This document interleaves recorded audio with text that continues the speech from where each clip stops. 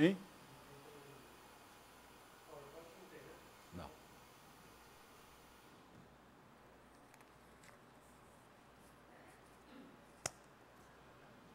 Bom dia. Nós estamos poucos aqui na classe, no auditório, mas não sabemos quantas pessoas estão assistindo à escola dominical pela internet. Talvez até o grupo que está reunido lá em acampamento, no Encontro de Famílias, esteja também sintonizando a nossa internet e participando dos cultos. Essa é a razão porque eu não posso me aproximar muito. Se alguém quiser ficar mais perto, assim possibilitará os operadores das câmeras poderem cobrir toda a área aqui frontal do nosso auditório, nosso templo. Hoje é um domingo atípico para a nossa comunidade, porque uma boa porção dos membros estão reunidos num encontro em Águas de Lindóia e outros estão aproveitando o domingo, Dia das Crianças e outras comemorações para viajarem, estarem com a família. Inclusive, o professor titular dessa cadeira está em viagem, que é o presbítero Flecha, e me convidou para dar esta aula. Tudo bem, eu gosto de dar aula, gosto de compartilhar com os irmãos aquilo que nós aprendemos.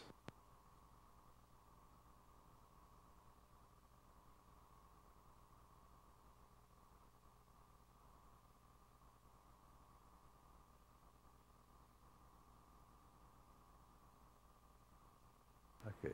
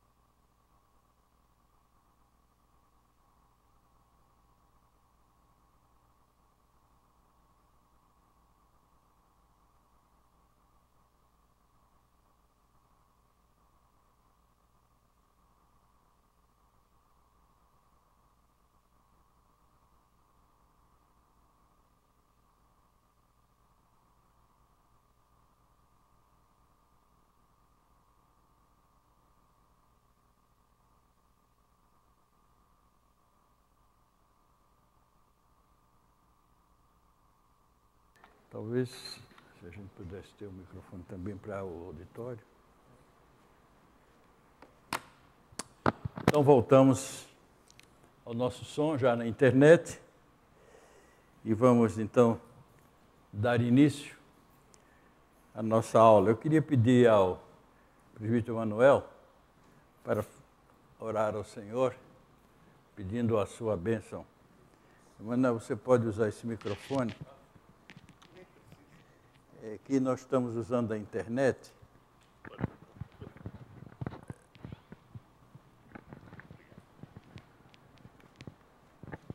Vamos curvar nossas cabeças. Oremos.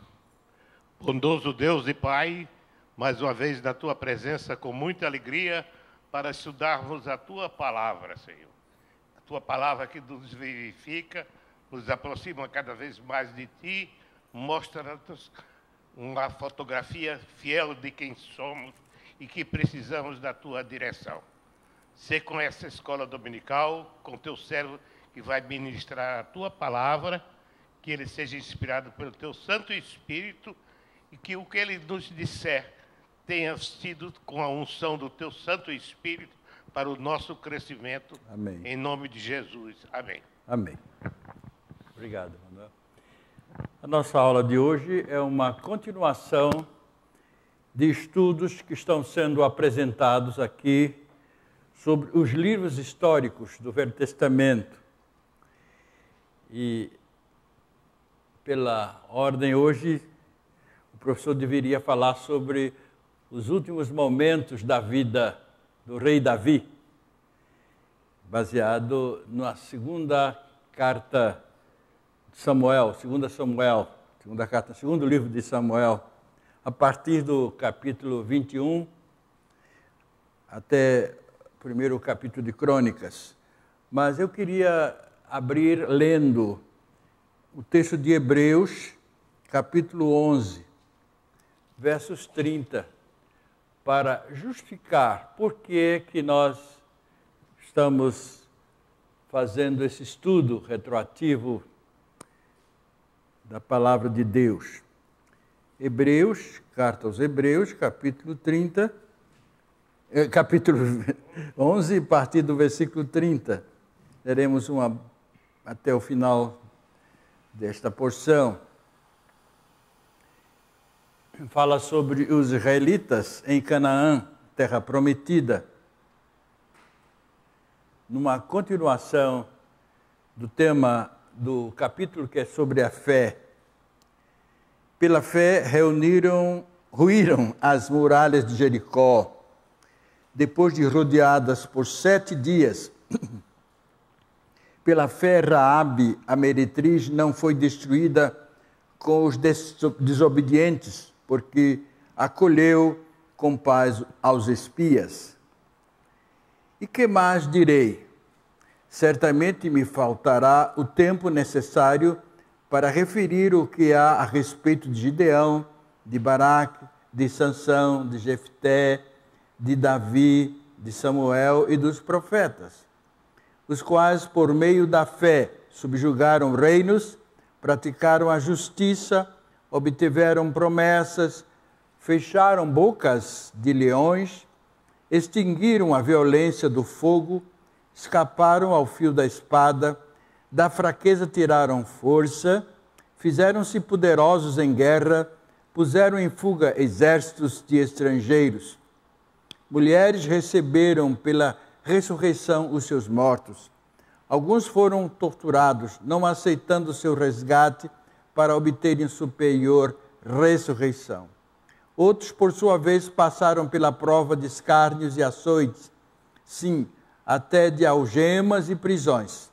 Foram apedrejados, provados, cerrados pelo meio, mortos a fio de espada, andaram peregrinos vestidos de peles de ovelhas e de cabras, necessitados, aflitos, maltratados, homens dos quais o mundo não era digno, errantes pelos desertos, pelos montes, pelas covas, pelos antros da terra. Ora, todos estes que obtiveram bom testemunho por sua fé, não obtiveram, contudo, a concretização da promessa, por haver Deus provido coisa superior a nosso respeito, para que eles, sem nós, não fossem aperfeiçoados. Eu me emociono a ler esta porção da história, não somente do Velho Testamento, mas a história do Novo Testamento, quando falam dos mártires do cristianismo. Meus irmãos, eu queria iniciar esta aula dando um retrospecto histórico de Davi, o rei. E eu fiz em forma de missiva, de uma carta, como se Davi tivesse deixado uma carta de testamento para nós, nesta manhã. Carta de Davi. A quem interessar possa. Portanto, uma carta aberta para todos. Sou Davi. O nome Davi significa o amado. Sou Davi, o caçula dos 8 filhos de Jessé, ou o 8º filho de Jessé. Um dia o profeta Samuel veio à nossa casa sob a alegação de oferecer sacrifício para a nossa família. Antes do alimento pascal, fez passar diante dele os meus 7 irmãos. E então ele disse que havia mais um que estava no campo, cuidando do rebanho. Desculpe. Então ele inquiriu a meu pai se não havia mais filhos. E então ele disse que havia mais um que estava no campo, cuidando do rebanho. Chamam à minha presença, disse o profeta, pois não nos sentaremos à mesa até que ele venha. Surpreendido com o chamado, deixei o rebanho sob os cuidados dos empregados e fui ter com meu pai. Quando o profeta Samuel me viu, alegrou-se sobremaneira e tomou o óleo do chifre e me ungiu a cabeça. Naquele momento não entendi o significado daquela cerimônia. O fato é que deixei a casa paterna e fui morar na casa de Samuel para estudar em sua escola de profetas. Esta é uma cena que nós lembramos bem. Ali aprendi sobre a lei, estudei música, desenvolvi minha habilidade de arpista, músico. Desde a infância costumava tocar uma harpa pequena enquanto as ovelhas pastavam nos remansos do rio. Algum tempo depois, o profeta me levou à corte do rei Saul para tocar em sua presença. Ele estava muito nervoso e minha música o acalmava. Foi assim que passei a frequentar o palácio do rei. Ali conheci Jonatas, seu filho, a quem logo me afeiçoei. Um dia, a pedido de meu pai, fui ver os meus irmãos que estavam na frente de batalha contra os filisteus. Tomei conhecimento do desafio que o gigante Golias diariamente fazia ao nosso exército, para que destacasse um homem para lutar com ele. Mas ninguém se atrevia a se bater com o gigante. Aquela cena me perturbava muito, pois ele zombava do Deus de Israel, o nosso Deus. Não sei de onde tirei coragem, mas me candidatei para enfrentar o desafiante. Meus irmãos tentaram me dissuadir, mas estava mesmo disposto a lutar com Golias. Colocaram uma pesada armadura sobre mim, me deram uma espada, mas eu mal conseguia andar com esses apetrechos. Pedi que tirasse tudo e resolvi enfrentar o gigante do meu jeito. Peguei minha funda, escolhi uns seixos no rio e fui ao encontro de Golias. Quando ele me viu assim armado, zombou de mim e dos meus compatriotas. Foi então que fiz rodar minha funda velozmente e acertei uma pedra no ponto vital de sua testa, e o gigante desabou no chão. O resto da história vocês conhecem.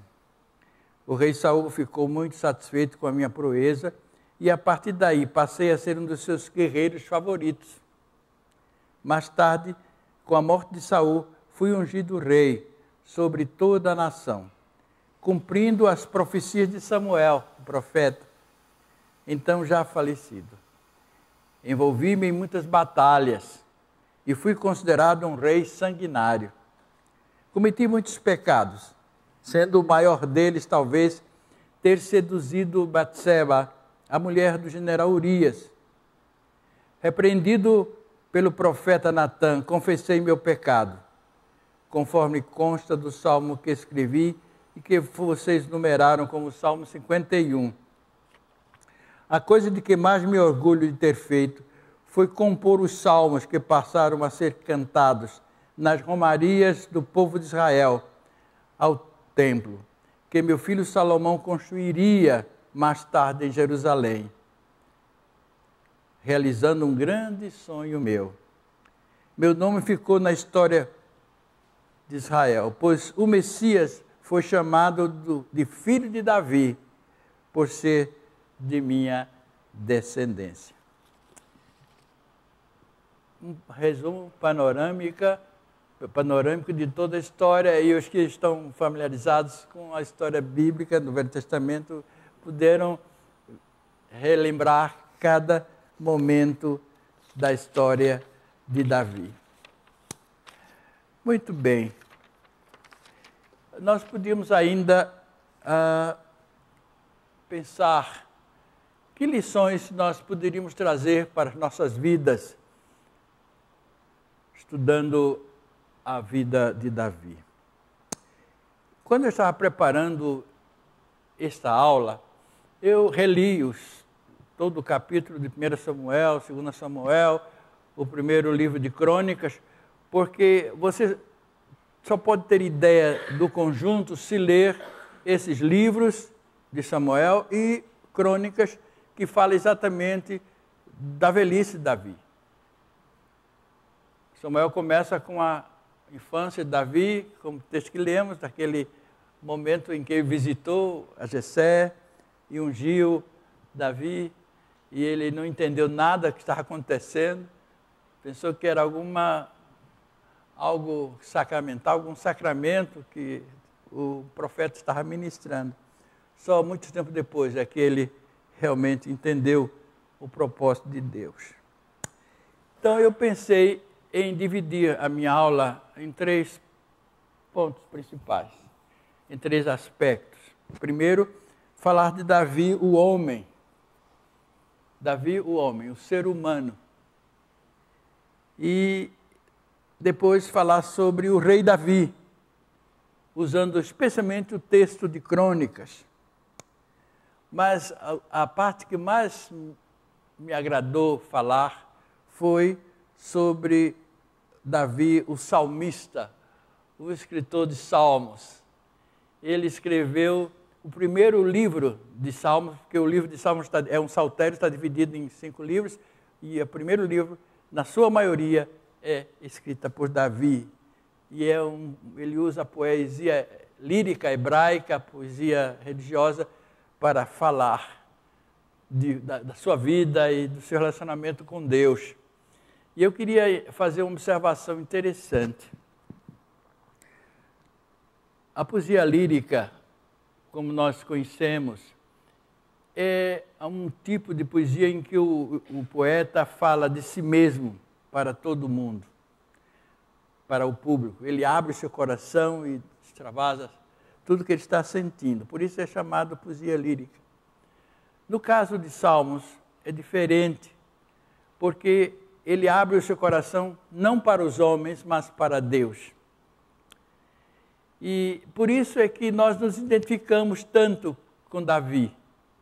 Eu pensei, que personagem mais nos impressiona? Davi ou seu filho Salomão? Olha, Salomão foi um rei fantástico, maravilhoso, um rei que realmente sabe. E alguém pode dizer, não, eu quero ser como Salomão, porque eu quero ter a sabedoria de Salomão. Mas, na realidade, nós nos identificamos com Davi. Por quê? Porque Davi é o ser humano como nós.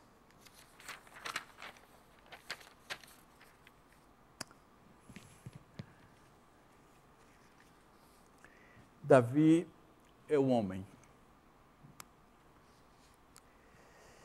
Cometeu muitos erros e muitos pecados. Eu comecei a pensar sobre a questão do mal, porque há capítulos na Bíblia que a gente preferia que não tivessem escritos, inclusive na história de Davi. O homem começou tão bem a sua infância, era um menino bom, ajudava seu pai e tomava conta do rebanho, era um músico, tocava harpa, e tanto era habilidoso que foi convidado para ir até o palácio de Saul, para acalmar as crises de esquizofrenia de Saul. Saul era um homem terrível. Ele, de vez em quando, tinha uns surtos e queria, inclusive, matar Davi. E aquele menino, depois aquele jovem guerreiro, forte, corajoso, que enfrentou Golias daquela maneira que o fez, e por isso tornou-se notável. Mas depois ele começa a praticar coisas que nós gostaríamos que não tivessem escritos ali. Era mais fácil para nós. O pregador, ele pode usar vários estilos de sermão, e um dos sermões mais usados é o sermão textual, em que ele abre a palavra de Deus e sai explicando cada livro, cada capítulo. Começando em Gênesis, aliás, o nosso pastor, o reverendo Fernando, está fazendo isso atualmente. Ele está fazendo sermão textual desde Gênesis e já está bem adiantado. E houve momentos, capítulos que eu digo, como é que ele vai falar sobre isto? Né? Mas o sermão textual é desafiador por isso. Temos de falar realmente sobre o pecado e sobre o mal. Uma coisa curiosa que eu descobri ao estudar este texto é a questão do mal. Nós não podemos explicar o mal. E eu aprendi que há o mal natural e o mal moral. Sabemos que podemos dar algum exemplo do que, para os irmãos entenderem o que é o mal natural. O mal natural independe da ação do homem. Podemos dar como exemplo o mal natural como o sofrimento, a dor, as pestes, os grandes cataclismas, os terremotos. Isso é considerado mal natural. Mas existe também o mal moral, que resulta da ação do homem. E os pesquisadores dizem, não, mas o mal sempre existiu. Mas nós só conhecemos a existência do mal a partir do Éden. Realmente, o mal moral começou no Éden. Porque o mal moral é decorrente da desobediência e das ações dos homens. Aquilo que nós fazemos, contrariando a vontade de Deus. Então, nós vamos encontrar Davi como homem, sujeito a este mal moral.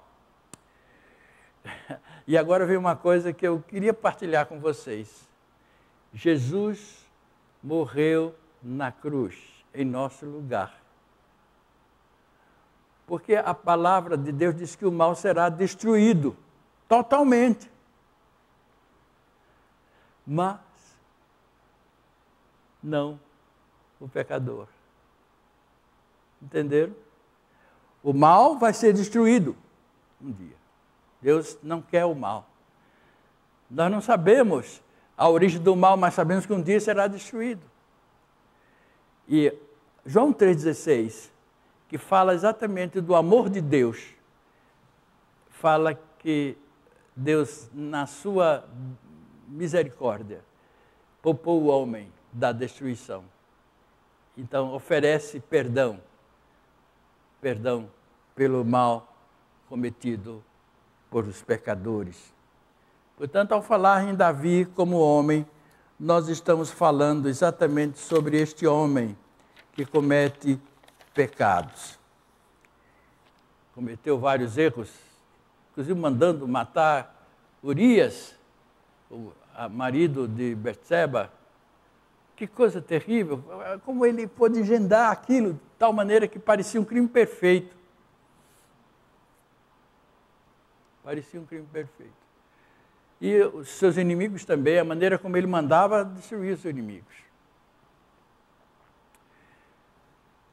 E eu pensei, se Deus dependesse dos homens perfeitos para realizar a sua obra na história, ele teria de lançar a mão dos anjos. Porque não há ninguém perfeito. E o que é maravilhoso é que Deus age na história usando pessoas falhas, pecadoras, para cumprir os seus propósitos. A despeito de toda a maldade cometida por Davi, ele foi um homem que cumpriu os propósitos de Deus.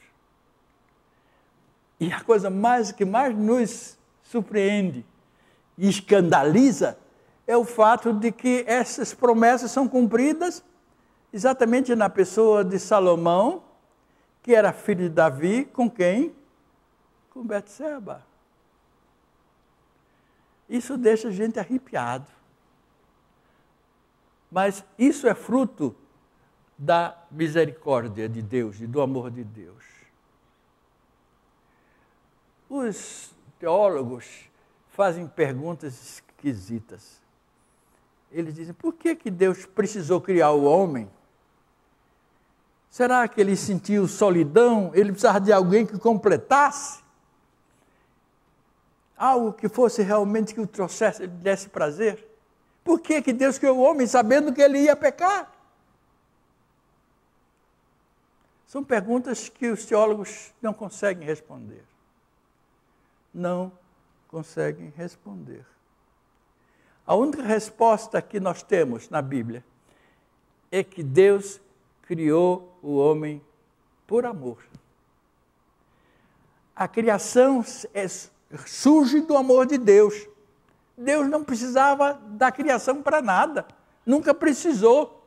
Por que então? Por que tanto problema? No entanto, Ele usa do seu amor e cria tudo. E criou o homem também. Puxa, não está tão bom. Os céus, a terra, os luminares, as constelações, a natureza. E ele cria o homem. Tudo feito por amor. Tudo é feito por amor.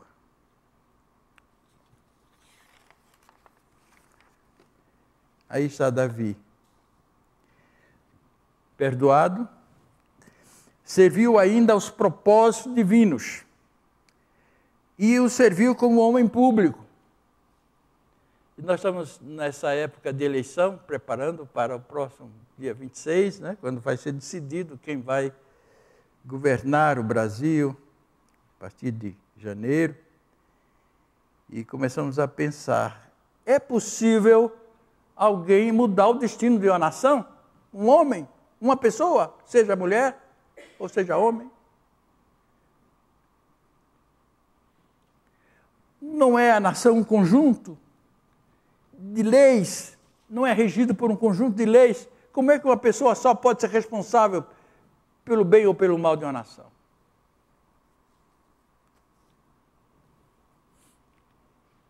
Mas qualquer pessoa que é colocada em evidência na direção e tem a sua vida associada à nação, tem sua responsabilidade. E quanto maior capacidade e maior responsabilidade, aí nós começamos a entender o sentido da política de Davi, ele como homem público, como grande estadista que foi. Entendemos que ele cumpriu os propósitos de Deus. E tinha sempre diante dele o propósito da exaltação do Senhor. E nós temos essa confirmação de que ele realmente usou toda a sua estratégia política com o propósito de servir ao Senhor. E sabemos isso pelos preparativos para a construção do templo. Não somente ele conseguiu trazer a arca do concerto, que acompanhou o povo durante o deserto todo, foi tirada da mão dos hebreus numa batalha, levada para a terra estranha, entre ímpios, e por muitos anos ficou ali, até que Davi, com a sua estratégia, consegue trazer a arca.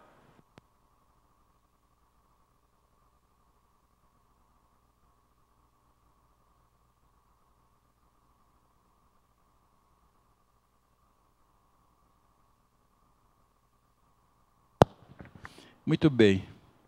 A arca do concerto. Então, com a volta da arca para Hebrom, depois Jerusalém, começou novamente o culto ao Senhor. Davi foi responsável pela restauração do culto em Israel. Já como rei,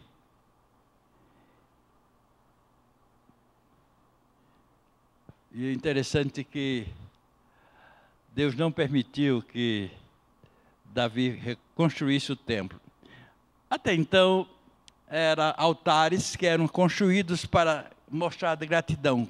Quando o povo queria registrar algum fato histórico, naquele lugar onde Deus tinha agido, construiu um altar.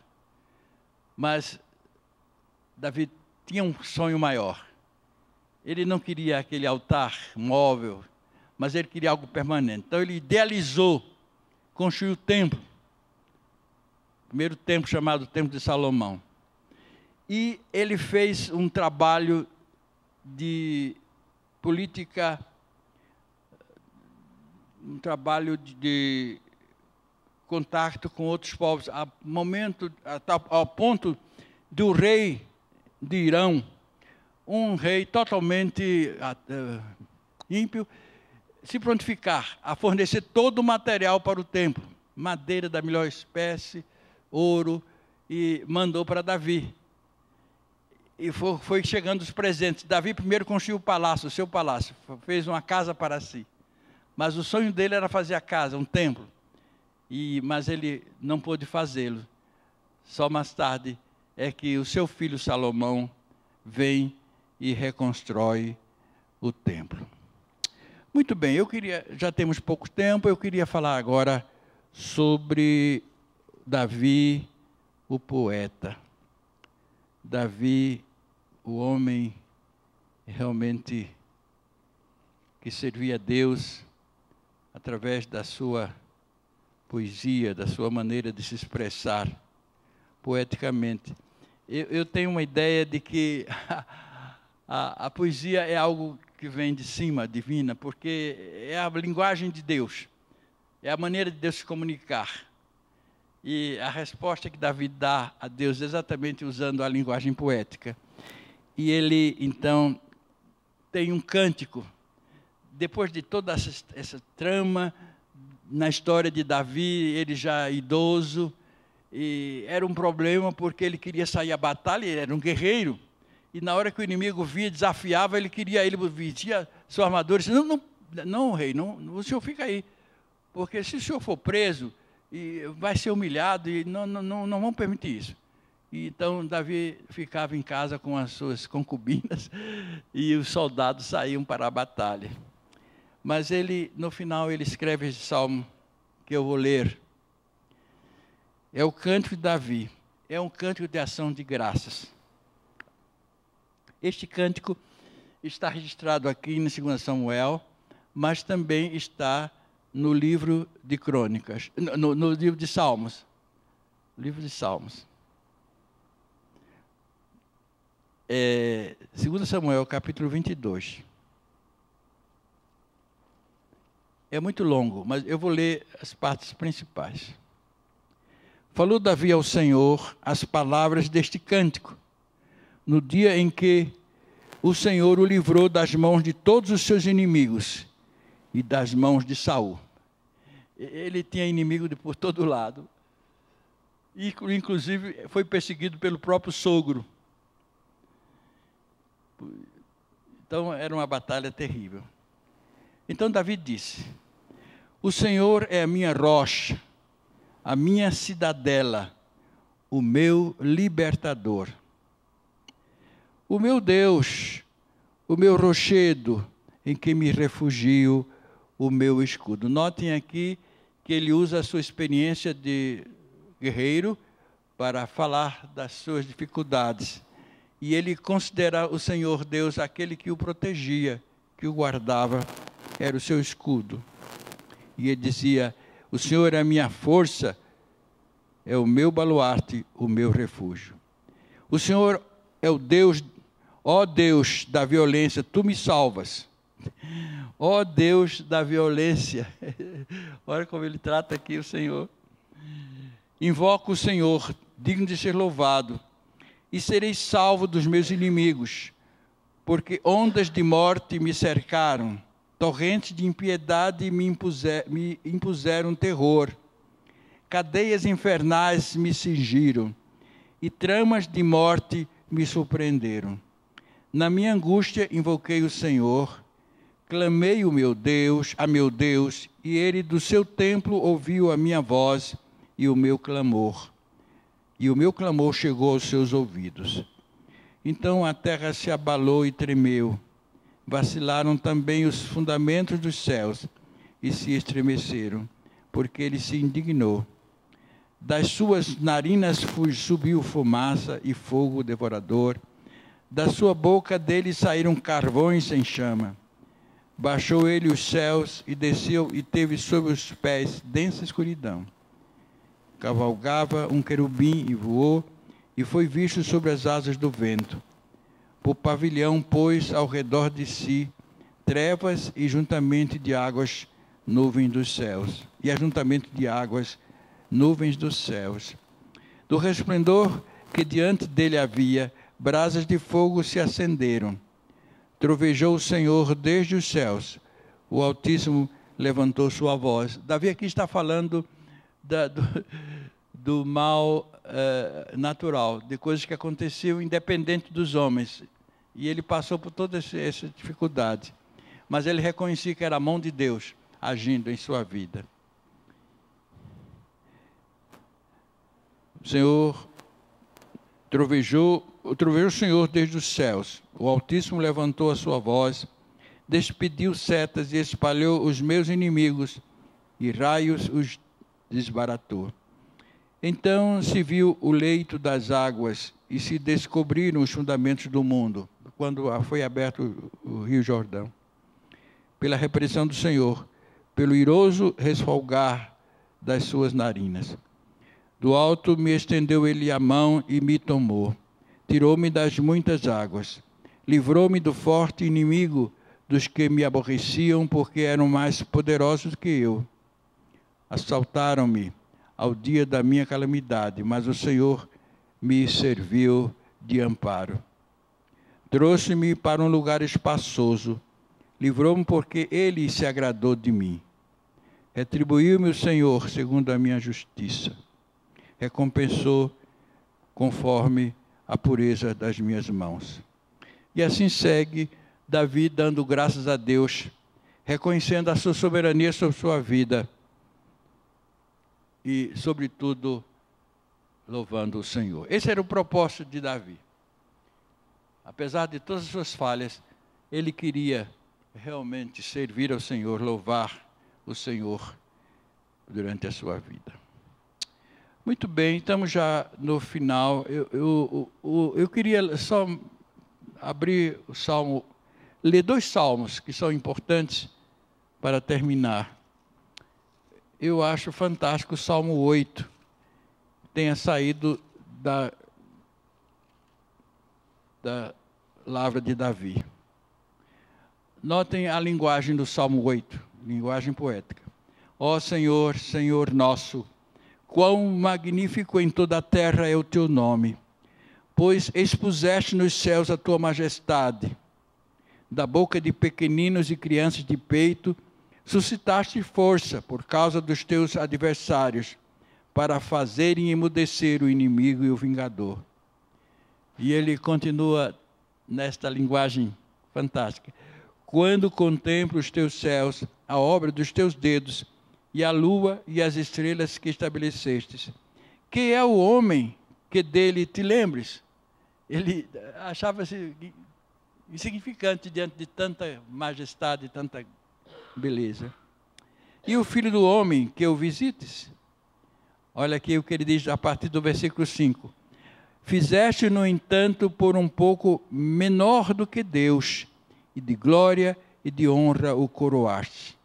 Deste-lhe domínio sobre as obras da tua mão, e sobre seus pés tudo lhe puseste, ovelhas e bois, todos, e também os animais do campo, as aves do céu e os peixes do mar, e tudo que percorre as sendas dos mares. E termina dizendo, ó Senhor, Senhor nosso, quão magnífico em toda a terra é o teu nome. Eu acho que nós não poderíamos terminar esta aula sem ler, pelo menos em parte, o Salmo 51, que é tão usado em nossas reuniões, em momentos de contrição e confissão, a gente, neste salmo, pode avaliar o arrependimento de Davi, por tudo que ele fez. E nos identificamos com Davi. Toda vez que nós lemos esse salmo, nós nos colocamos aí.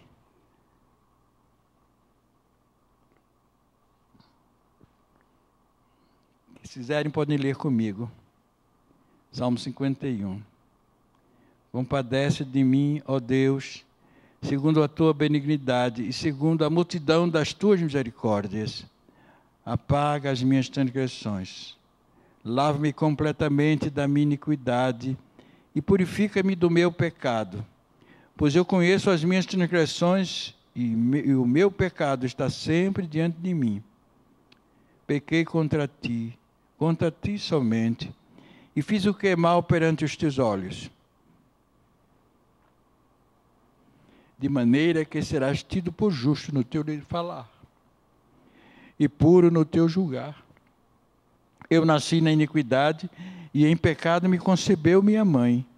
Eis que te comprazes na verdade no íntimo, e no recôndito me fazes conhecer a sabedoria. Purifica-me com isopo, e ficarei limpo. Lava-me e ficarei mais alvo que a neve. Faz-me ouvir júbilo e alegria, para que exultem os ossos que esmagastes. Esconde o rosto dos meus pecados e apaga todas as minhas iniquidades. E vem o salmo, vamos ver o versículo que mais gostamos. Podemos ler juntos? Cria em mim, ó Deus, um coração puro e renova dentro de mim um espírito inabalável. Não me repulses da tua presença, nem me retires o teu Santo Espírito. Restitui-me a alegria da tua salvação e sustenta-me com o espírito voluntário. Essa é a oração que fazemos. Então, eu queria deixar uma oportunidade para perguntas. Se alguém tem uma pergunta, tem o microfone aqui à disposição para algum comentário. Talvez alguém não tenha pergunta, mas queira completar o pensamento, fazendo algum comentário.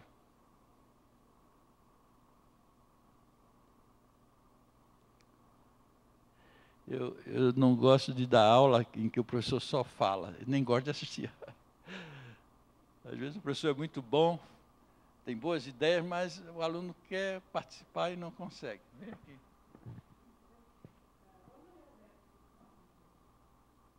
Vamos terminar. Não, eu só ia falar que tem um pedaço do Salmo que a gente acabou de ler e é uma coisa que, durante alguns acontecimentos na minha vida, depois, né, desses acontecimentos, foi o que eu usei para voltar. Então, ele fala aqui que restitui-me a alegria da tua salvação e sustenta-me com o espírito voluntário, né?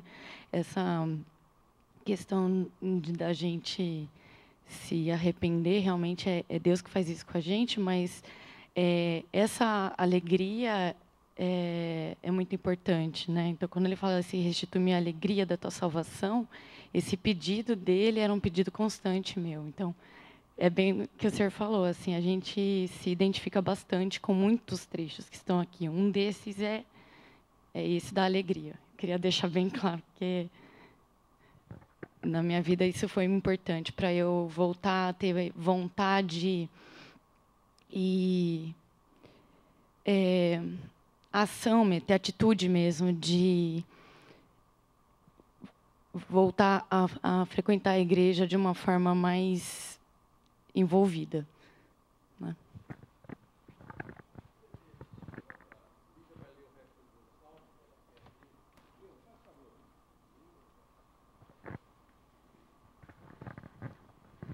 Eu vou começar no 13, onde ela falou. Então ensinarei aos transgressores os teus caminhos, e os pecadores se converterão a ti. Isso já é um resultado da oração dele, não é?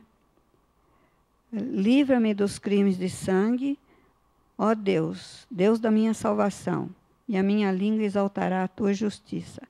Abre, Senhor, os meus lábios, e a minha boca manifestará os teus louvores. Pois não te comprazes em sacrifícios, do contrário, eu te daria. E não te agradas de holocaustos. Sacrifícios agradáveis a Deus são o espírito quebrantado e o coração compungido e contrito. Não o desprezarás, ó Deus. Faze bem a Sião, segundo a tua boa vontade. Edifica os muros de Jerusalém. Então te agradarás dos sacrifícios de justiça, dos holocaustos e das ofertas queimadas. Sobre o teu altar se oferecerão novilhos. Então, eu acho assim, pois não te comprazes com sacrifícios, do contrário eu te os daria, e não te agradas de holocaustos. Se a gente não entregar o coração ao Senhor, não adianta nada se fazer um sacrifício, porque o Senhor não se agrada disso. Primeiro, Ele se agrada de um coração contrito e dedicado a Ele. Então, eu acho esse resto desse salmo aqui muito importante.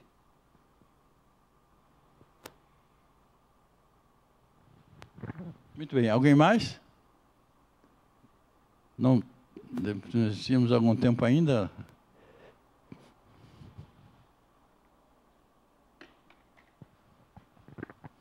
Muito bem. Então vamos encerrar o nosso curso. Eu vou pedir ao Flecha, que é o professor da classe, para que repita essa aula, se ele quiser, que aí ele tem, naturalmente, ele vai dar mais dados históricos, porque o propósito da aula é historicidade, é falar da história. E eu dei mais ênfase ao que nós aprendemos com a história. Então, ele vai falar melhor. Uma coisa que eu esqueci de dizer, vou dizer agora, é que a dificuldade que nós temos em entender a Bíblia é que fazemos uma leitura retroativa. E a gente, na nossa memória, nós temos alguns fatos e retroagimos nesses fatos e vamos... E às vezes nós não lemos o que está atrás, no começo, e não entendemos os textos. É difícil você pegar um capítulo isolado e ler e entender. Você tem que ter uma ideia de conjunto para poder conhecer os mistérios de Deus para a nossa vida. Muito obrigado, então, foi muito bom. Vamos terminar com a oração. Pai, agradecemos pela vida de Davi, por tudo que ele nos ensinou, pela sua experiência de vida, e nós nos identificamos com ele. Somos também pecadores, sujeitos a erros, mas temos testemunhado a tua graça e a tua misericórdia em nossas vidas. A despeito dos nossos erros, nós temos cumprido os teus propósitos e os teus planos. Por isso nós fazemos como Davi, te damos graças. Agradecemos cada momento da nossa vida, tudo que tens feito por nós. Abençoa-nos em tudo e guarda-nos por Jesus nosso Senhor. Amém.